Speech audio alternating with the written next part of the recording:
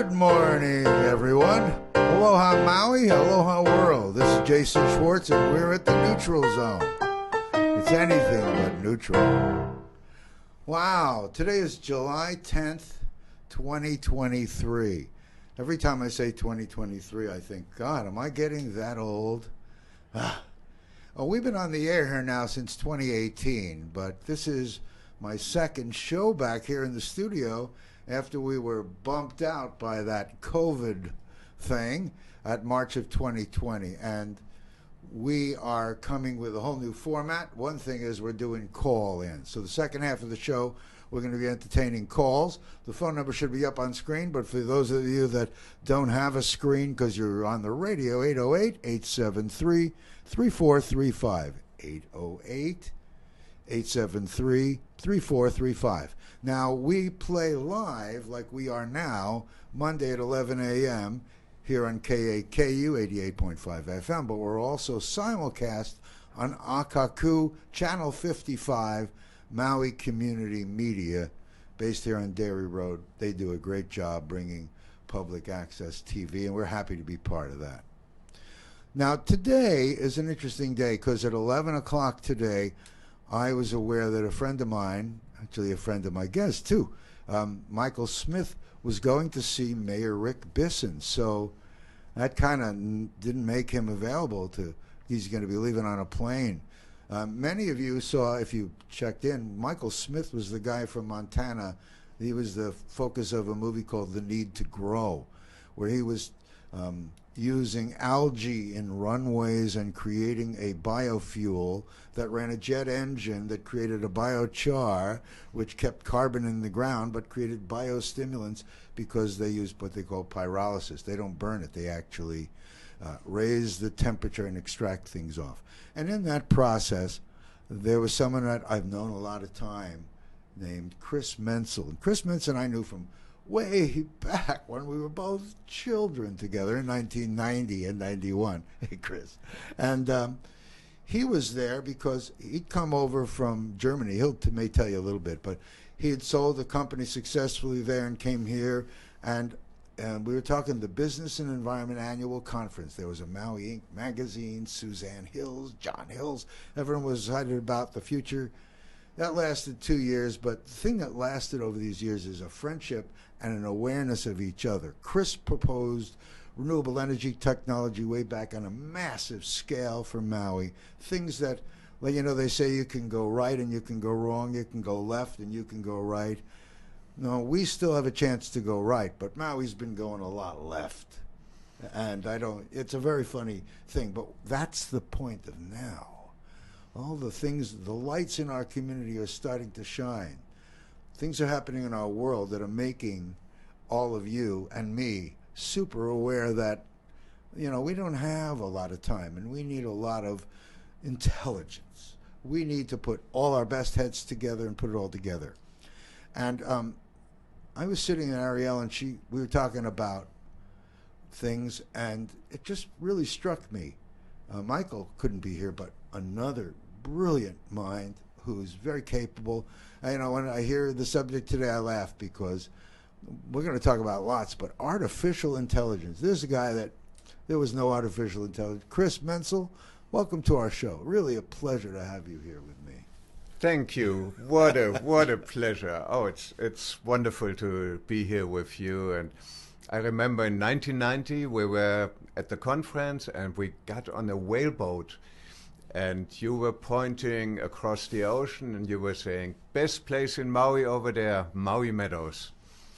Took me a while, but I'm a happy resident of Maui Meadows now. And every time I enter Maui Meadows, I'm thinking of Jason. Oh, that's good.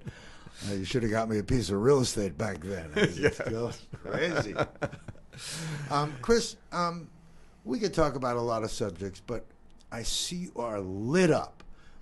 The words artificial intelligence, I remember the movie came out, Steven Spielberg, years ago, and it was fascinating. And there are articles, we'll talk about it, about people think that we're going into an area that we could destroy civilization. So I'd like to hold off on that kind of stuff. That might be fun for question time with with our public. 808-873-3435. You can write it down, but no sense calling now. I just want to get you warmed up. Anyway, why don't you begin and take it where you want, and I'll ask questions. How's that seem? Yeah. I think I should say at the very, very beginning, this is not technical. We're not talking computers and megabytes and transmissions and hard drives and all that stuff, because the age of computers that work nice for the 14-year-olds and that are really needed and used by hackers are over. Now computers have grown up so that people with a lot of life experience, people that have had children, teachers, people that can hold a conversation, they now have computers that they can talk to. So it's finally the scales are flipping over. We're not at the mercy of the 14-year-old kid anymore. The computers are good enough now that they can talk to us, we can talk to them. So isn't it based on, it's gotten to that point through all those lines and codes, and now it's almost like there's a skin on it, like a robot can say, "Hi, Chris," and but there's a lot that went behind. But now it's gotten, I call it user friendly. Is that what you're saying? It is. This is it easy, is huh? super user friendly, and I want to bring that right up in the beginning because I know that many of our listeners are like wary about computers and everything that went wrong with them. But now the important thing is the questions that you ask. AI now is at the point where it knows a lot. Not everything exactly, but a huge amount of information. And if you can ask the right questions, you get a phenomenal answer. Wow, isn't that always our life? If you ask the right questions, what do you want and what do you do to get it, right? Yes.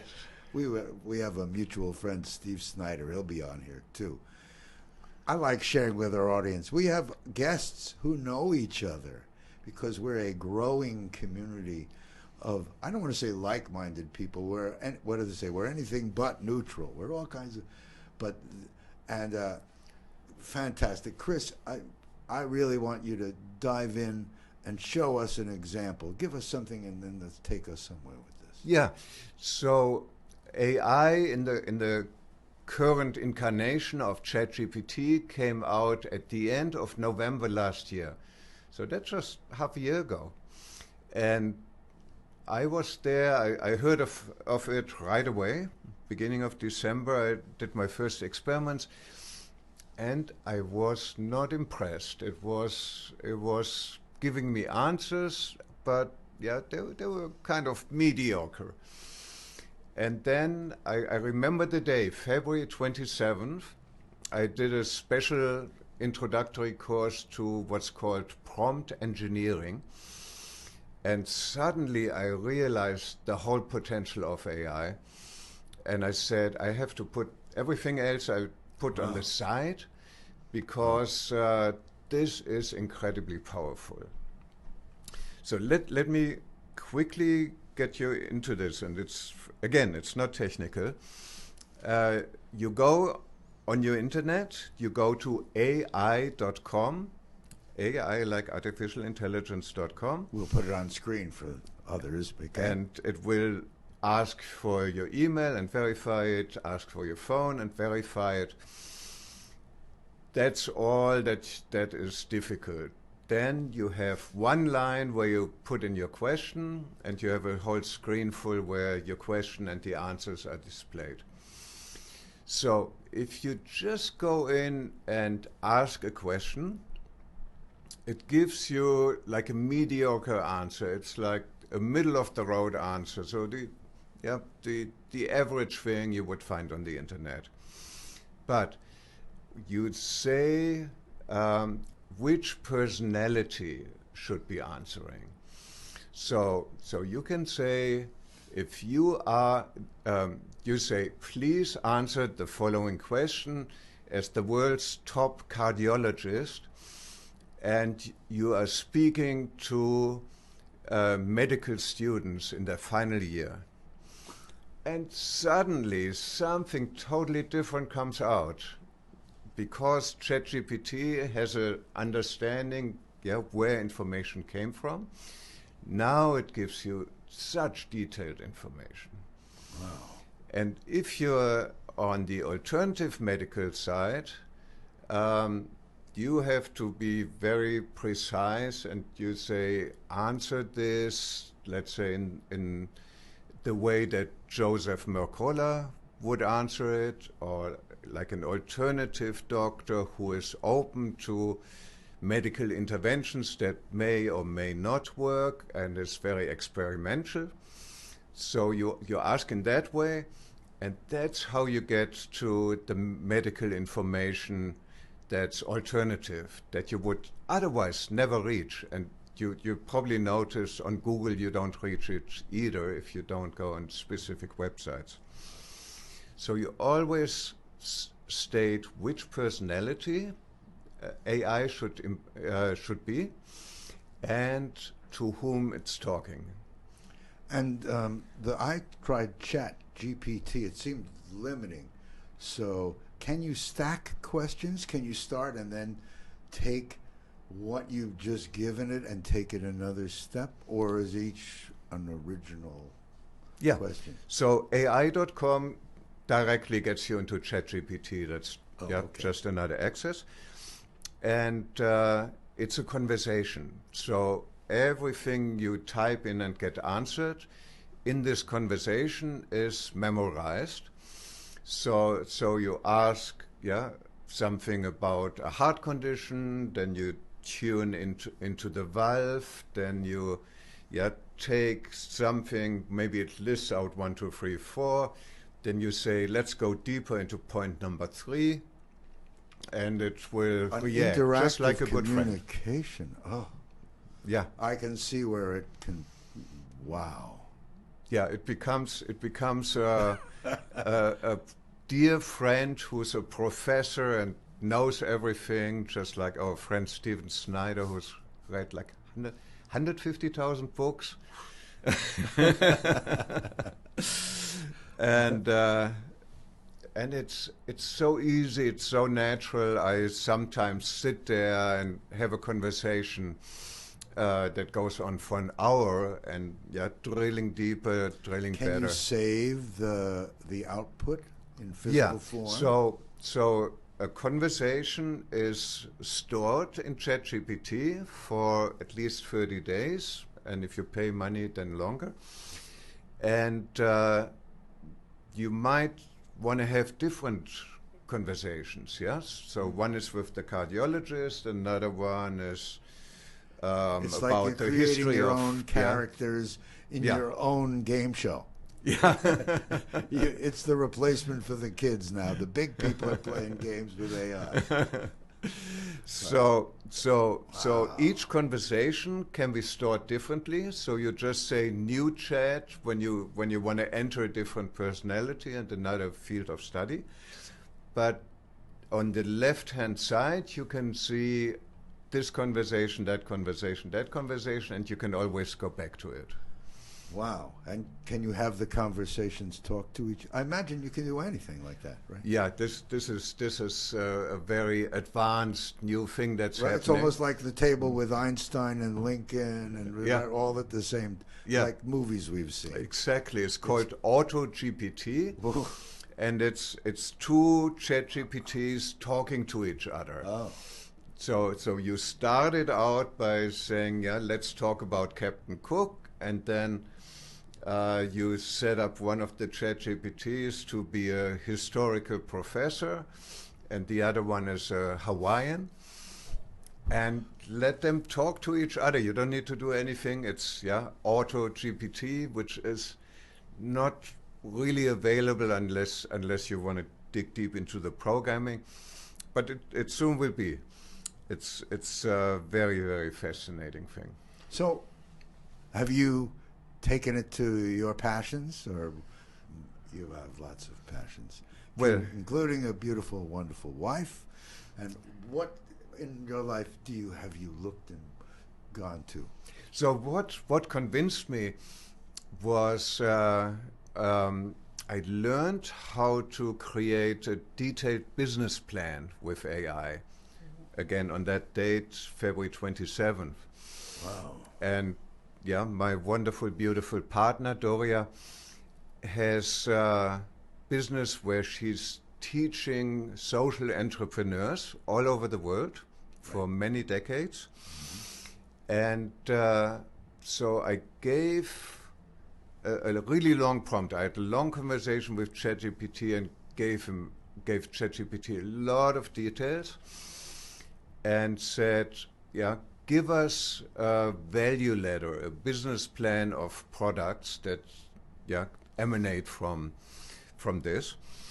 And it made a business plan, and I showed it to her. She said, I've never, in my decades of teaching, I've never seen such a good business plan, with so many details. And that was the point when I said, this is incredibly powerful. Wow. I'm speechless. I'm sure our audience out there is also speechless, but not in a while. 808-873-3435. Chris, how are you? I guess you're using it in the plan there with Doria, but there's so many things. It's almost like our brains. For us, it's exciting because we can take ideas and create points of view. I always wonder when I see technology, knowledge of things moving forward, computers or a calculator. I remember people used to do things like multiply and divide on their own.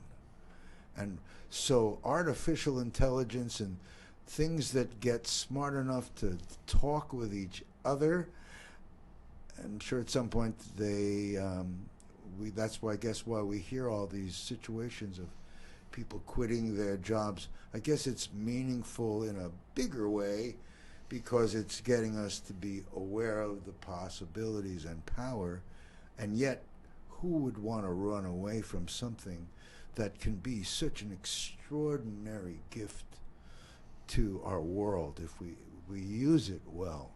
Any thoughts about that? Any ideas on that stuff? Well, we're in Hawaii, so you probably know this date, January the 20th, 1778. Mm-hmm. That was the day when Captain Cook landed in Kauai, and it was a love fest. Yeah, you can't describe it any other way. The Hawaiians were coming out with their canoes, circling the ship. They were so excited to see each other. The seamen were so happy to have fresh fruits, and it was literally a love fest because the girls came off the shore and jumped on the ship, and they were just so eager to see what these white hunks could be doing, and they were mostly impressed about nails. Iron nails were something that the Hawaiians had only seen once or twice from shipwrecks that had somehow landed at their shore. And it was a real excitement, a real connection of cultures. And I must say that Captain Cook was very, very strict with his sailors. They shouldn't interact with the women, but boys will be boys. We'll get to that, how powerless regulation can be. Because when he came back 2 years later, there was syphilis already that had moved from Kauai to the Big Island. So it was beautiful at first, but with a heavy toll later. And then 25 years later, yellow fever ravaged the land and killed 175,000 Hawaiians. So not planned, yeah. None of these things were planned. They just happened as something that, yeah, was facilitated by the meeting of the cultures, but yeah, not something that anybody wanted. And I say that AI is similar now to Captain Cook. So we're looking out at the horizon. We see the white sails. For a few years, we've seen AI coming closer. And now, ChatGPT and the Captain Cook crew have landed, and we're having great fun with each other. And people that are nervous about ChatGPT and about AI in general, they can see this, how the arrival of a more intelligent, maybe a more disconnected and ruthless culture affected the Hawaiian culture at that point. Yeah. So that's the nervousness that we have. We have no idea how it plays out, but for a number of reasons, and the biggest one is probably our current economic system, there's no way to stop it. It's just like with Captain Cook, there's no way to stop it. Once the islands are discovered, other Westerners will come and things will move along. Wow. So I know that there's probably important points that you want to hit, and I want to jump right into them, because this is a subject that many of us, I mean, what you've told us so far is like, wow. So why would someone go to school and write a book report and try to be smart themselves if they can learn how to use these few tools and simplify and live on the glory? Is there value in native intelligence? Is that what we want to call it? Native intelligence? Well, for a long time, we've just treasured intelligence. When the robots came and were replacing manual labor, you heard some upset about it, but they just marched forward. And if you go into a car factory now, you see a lot of different kinds of robots at work and much less people. Now, the robots or the artificial intelligence is coming for the white-collar jobs. And now you hear a lot more about it, a lot more nervousness about it, because that's the ultimate. That's how humans define themselves right now. Is we are all in the brain. The more we can think, the more intelligent we are. The higher is our status. The higher is our life expectancy. The better lives we live. And now we have to really think about this, or really feel into that, and discover who are we, what makes a human. Because, make no mistake, next year ChatGPT comes out and will be 10 times to 100 times as intelligent what it is now. The speed is incredible how that grows. And ChatGPT will have a hard time telling us humans what it figured out and how it is coming to conclusions. Wow. So this is like it's reading back in history and projecting forward in whatever we want to call the future, and it is going to impact our world in untold ways. What do we do? What do we do? So that's you come right to my mission. I have a long history with AI. Back in, and this dates me, back in 1980, I studied computer science, and I wrote my master's thesis in Berlin on how the brain works. So I developed a new kind of neural network, and I programmed on an Apple II a neural network simulator. There was one of the very first neural network simulators. A neural network means you have nerve cells, and they're interconnected in a network through synapses. Wow. And we have a lot of those in the brain, and now we have a lot of those in these AI computers. So that's when I started with AI, and this was before neural networks was even a term, before it was studied in computer science. I was very lucky. I had a professor who said, "I don't know anything about what you're doing, but just go ahead and write your thesis." Oh, fantastic. So that's where it started with me. And then for a long time, there wasn't really much happening in this field. It got a little better with pattern detection, with speech understanding. It could read license plates. And so for the next 30 years, there was relatively little movement. There was a lot of stuff happening in military, but as a German who was born just 12 years after the war, I wasn't really eager to help the next war. And so I did different things, but I always kept the pulse of what was going on in AI.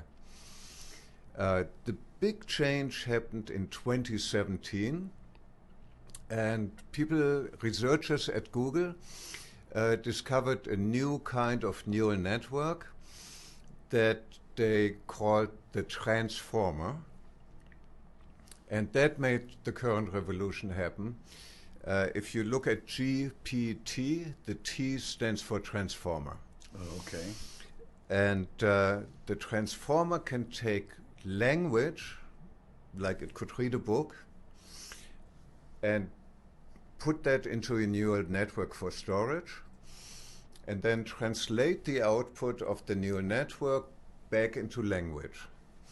That was the missing thing, and it took a few years. I think OpenAI was founded the next year, and ChatGPT came out last year, so it took 3 years.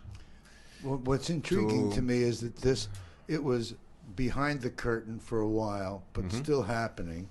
Yeah. And then they suddenly unveiled it to a public.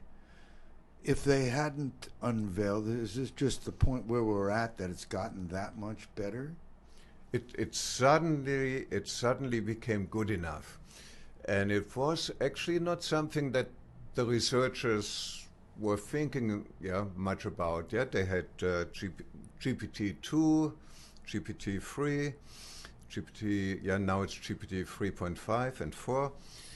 And the first time that we saw this was in a graphics program called DALL-E, or DALL-E.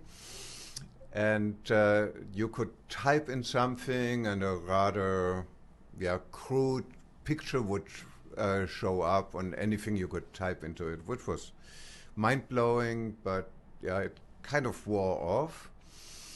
And then they created this language interface, so they could feed a lot of books and a lot of content of the internet into ChatGPT, and then they said, let's put this chat interface up there, and all they did was they had a little line on top of DALL-E, on top of the image generator, that said, now we have a chat interface.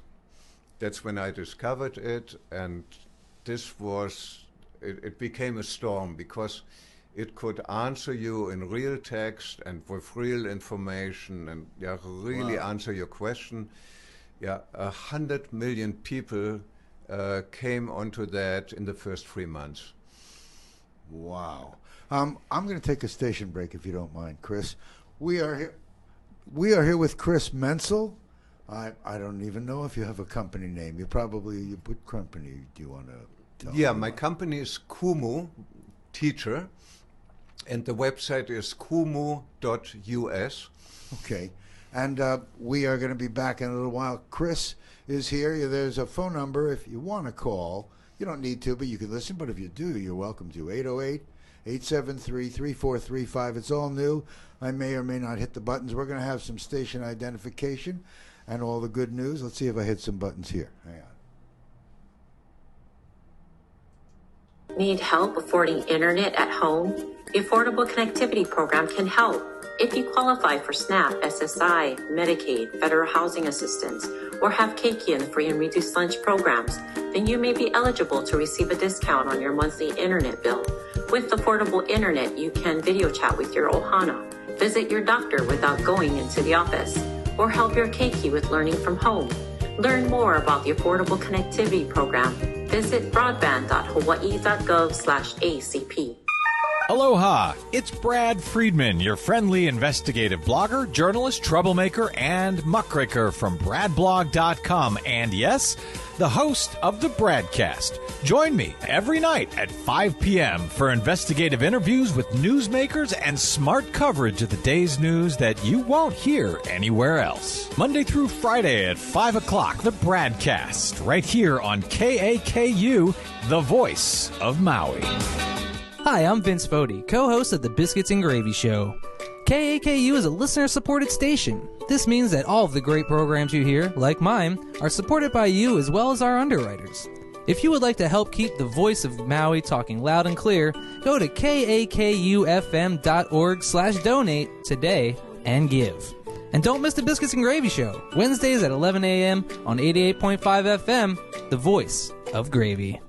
Adoption of teens from foster care is a topic not enough people know about, and we're here to change that. I'm April Dinwiddie, host of the new podcast, Navigating Adoption, presented by Adopt US Kids. Each episode brings you compelling real-life adoption stories told by the families that live them with commentary from experts. Visit adoptuskids.org/podcast or subscribe to Navigating Adoption, presented by Adopt US Kids. Brought to you by the U.S. Department of Health and Human Services Administration for Children and Families and the Ad Council. On October 5th, 2021, Maui County Community Television Incorporated, licensee of KAKU LP 88.5 FM, Kahului, Hawaii, filed an application with the Federal Communications Commission for renewal of its license. Members of the public wishing to view this application or obtain information about how to file comments and petitions can visit www.fcc.gov/station search and search in the list of KAKU LP's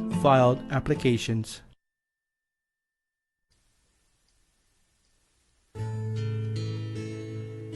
Okay. We're here ringing.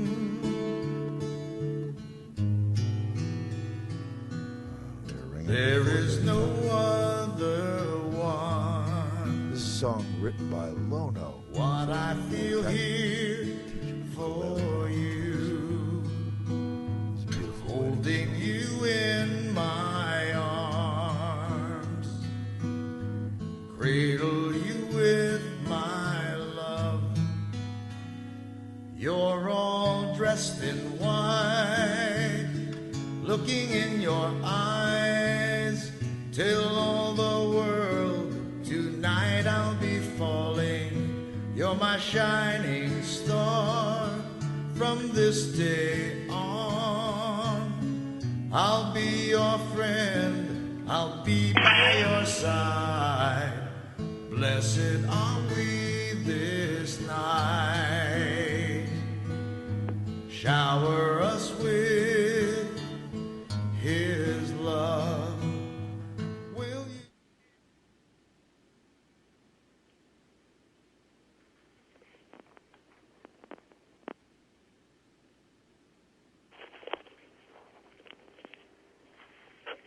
Oh, my mic is off.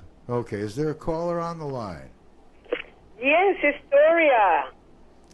I'm sorry, can you hear? It's Doria. Oh, hi, Dory. We were wondering who was ringing. Aloha. Put your headphone on. I have. Put your headphone. Okay, well, see, we're getting used to this thing. I have hearing aids. I never think about headphones. Hang on. You're there, aren't you? Hello. Oh, hi. Aloha. Well, thank you for joining us. This is Doria, Chris's wife. Aloha, how are you today? I'm good. I just wanted to add a little bit to what Chris was sharing, the good side of AI in education. Is that okay? Absolutely. You're on. Okay. Hello, everyone. You can see that I fell in love with Chris over his beautiful intelligence. Such a smart human being. And he has taught me so much around this. And he actually, Chris, maybe may want to talk a little bit about Khan Academy. And one of the good sides of AI is actually it's a great equalizer. But in education, this is going to they're going to have an opportunity to be able to provide personal tutoring to many children and young people around the world. At Khan Academy, that's Khan, Khan Academy, which is very famous for providing mathematical education to many around the world. They're an amazing organization. I remember them even before now. Yeah, they're a great group. Yes, and so what they're doing is that they are providing personal tutoring using AI, and that increases, if I recall correctly, something like over 30% of the effectiveness for students to be able to be better students. And the one thing that we need to understand, and I have been working on transforming educational systems around the world and eradicate poverty and hunger since I was introduced to the Hunger Project in 1977. Wow. So in our work with Money and You, we churn out social entrepreneurs that then go out and do work.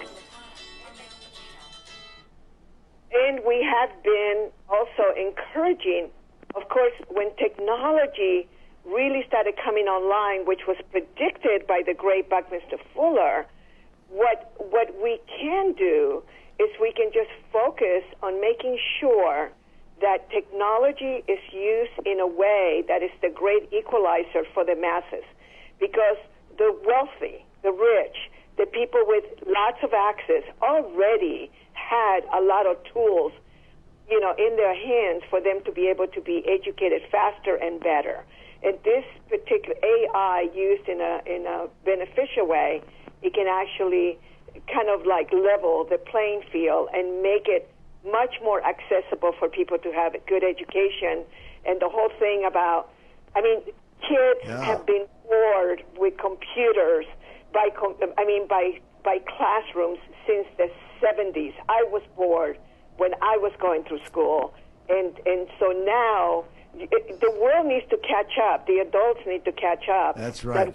We really need to have good tools for the young people that can work as quickly as their brains do. So, Chris, talk about that. Yeah, well, it's just when we were coming back, it's as if you have the great mind like Chris, because that's our next subject that we were going to be talking about. Right, Chris? Say hello to your lovely wife. Yes, hello. Thank you. That is wonderful. We were at the pause. We were just saying, and now we move over to the positive side.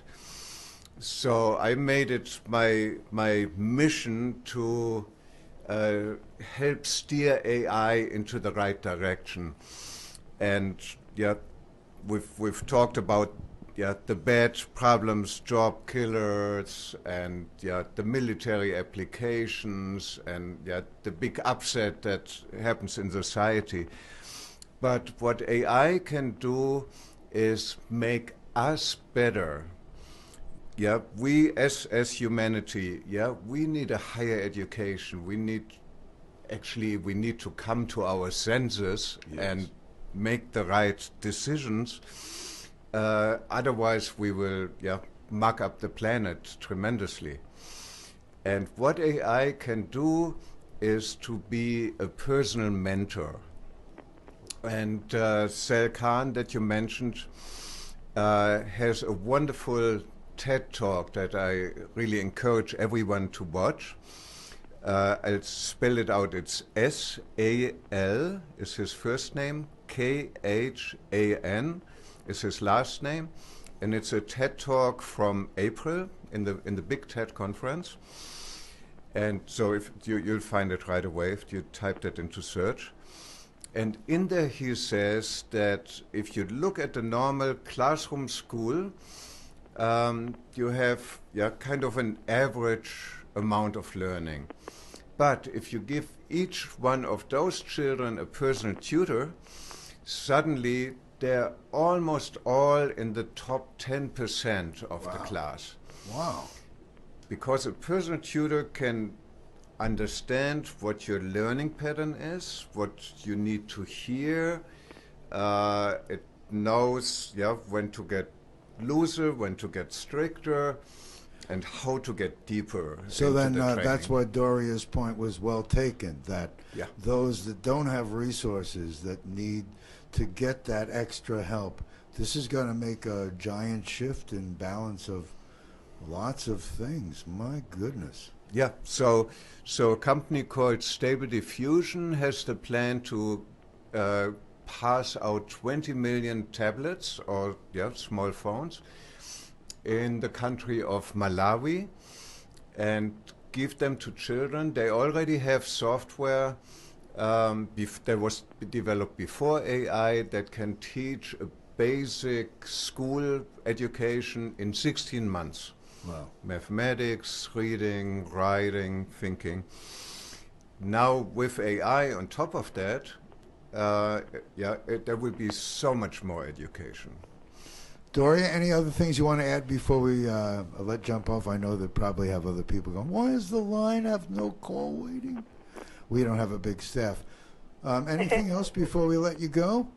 Oh, just that we are also working on our level of consciousness to bring in the love and the light. I have this whole other side. I am a Ho'oponopono practitioner, and what we have to do is we can use AI and technology to bring about the importance of the connectedness of our spaceship Earth, that we are one, and that we really need to move into the 21st century because it is here. So when you have fears about AI or you have fears about anything, you neutralize it. I love the name of your show, the Neutral Zone. We neutralize it and use all these God-given tools to us and do pass, of course, regulations. We have them for cars. We have them for many things. So do pass regulations. Do good in that way, but also let go of the fears and let's use technology for the betterment of humanity. As Buckminster Fuller said, good technology is going to save us. Thank you. Thank you for joining us, and thank you for all the work that you do. And you have not only the ears of the public as you're speaking to them and money in you, but of the CEOs who hopefully will lead this gentle and loving addition to our world. You're a beautiful woman. Thank you so very much for joining us Aloha. here. Aloha. Hi. Hi. Aloha. Yes, what I was starting to talk about was how we focused in on intelligence so very much, as that's what defines us human. Yeah, Descartes said it first. Cogito ergo sum. I think, therefore I am. But that's not who we are. We are souls that are having a human experience on this earth.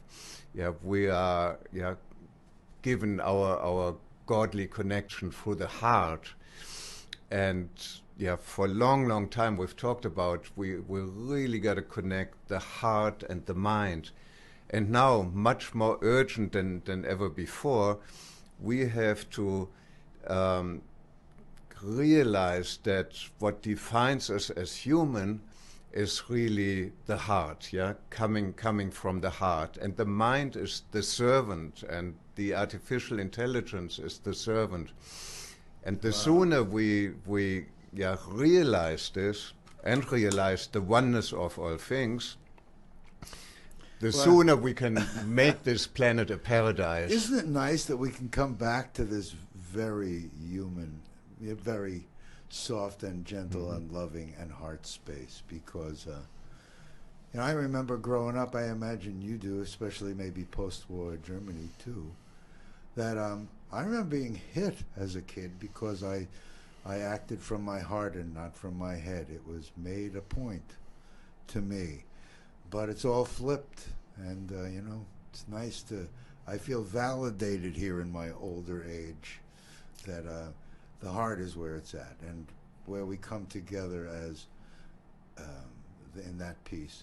It really sets the foundation for the mind and for all that can be. And I remember from 1990, we were on that whaleboat, and somebody says, Jason, he really speaks from the heart. Is that right? That stayed in my mind. Wow. I think about this often. Well, it's been an interesting journey here on Maui. 1994, which is also, God, that's 30 years ago. I ran for Mayor Green Party and all that stuff. And there was so much brewing then. Talked to Pundy, had the Cultural Center, was going to start to do the environment thing. And then he got a stroke, and the election, and the Visitors Bureau, and the local politics. Here we are. We still have a chance to, what do they say, pull a rabbit out of the hat and lead our island in a very inclusive and beautiful way that really includes all the cultures and takes everything and puts it together great. And AI can help be that guiding light, but there's already so much going on here, and you've been part of so many beautiful things over these years. We still have about 10 minutes, and when I have that kind of time, we'll see who may call in. I'm sure the people on screen see 808-873-3435. It was great to get Doria calling. That was a great addition. We are just developing this call-in thing, and we'll see how and where it goes. I don't even know how to hit a button. Wasn't that funny? What are important things that I know you want to cover in this little time we've got? Well, I wanna bring it into the big picture, and the Earth is in trouble. We've really known it. We see it now every day, and we have heat waves. We just had the hottest day on Earth.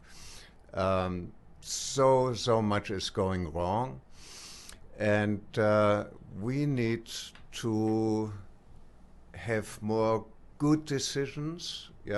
Good understanding, a deeper understanding who we are as humans, and a lot more intelligence to manage all these crises. And so I sometimes think AI is, well, let's look at it this way.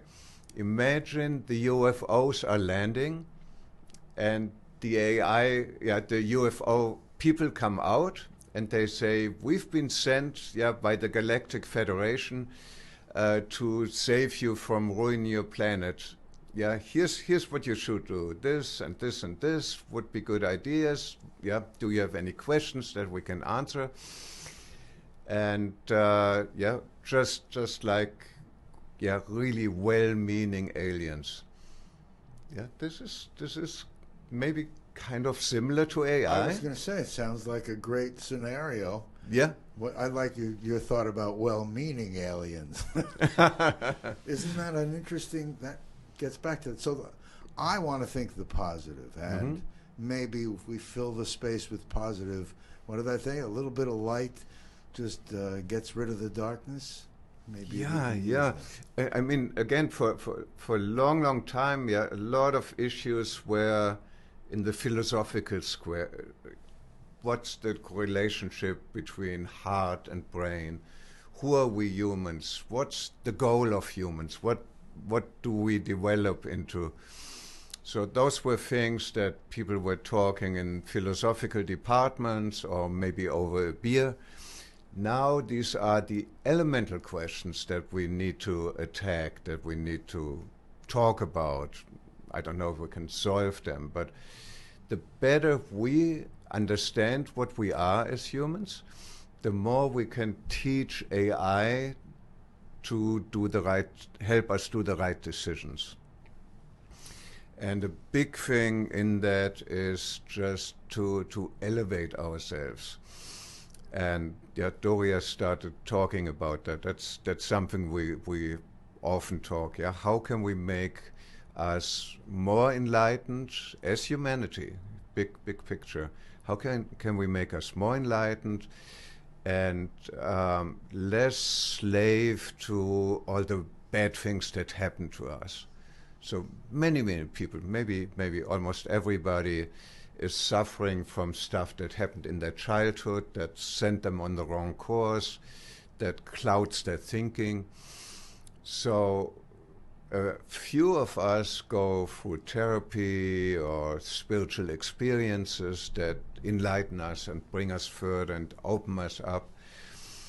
If we have a mentor that opens us up in a totally supportive, positive way to get a deeper understanding of who we are, to come back to ourselves, we will all become more enlightened, make better decisions, have a better community, and live better amongst the humans. That, I don't know, I guess maybe I'm watching too many TV series. That is a great vision. And when we look in the future, we see that kind of thing even being played out in science fiction worlds. So now we're getting to a point where we're living it in present time real. We have those choices to be making, and I guess it's what that thing about garbage in, garbage out. Put good things in, good things can come out. Is there a way? It's interesting about legislation. Doria's talking. I don't even know what that looks like, about how to kind of, what do they say? We want to be neutral, but that is just the things that are so developed now. How do we stop that? By focusing on the light? What do you recommend? I'm watching the regulations, because it's actually amazing that Congress woke up from the partisan battles and said we got to do something about this.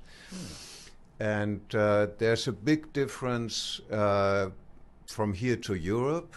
Europe sets the people first. What's good for the people, and we got to stop the overreach of technologies and big technology companies. And America is laissez-faire, so let's keep government out of this and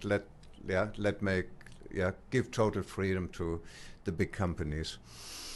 And but all the regulation that's being talked about is kind of stop it from doing the worst thing. So if you remember the movie War Games, they took the humans out of the loop so that the big computer could by itself decide to fire nuclear weapons, because they thought, well, humans are not reliable enough to do that.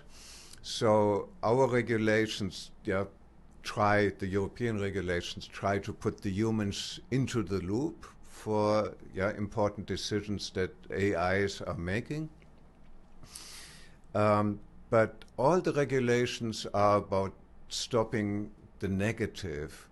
And what I'm focusing on is, what is our highest vision? What's the most positive thing we can do? Can that be regulated in a good way, or is that just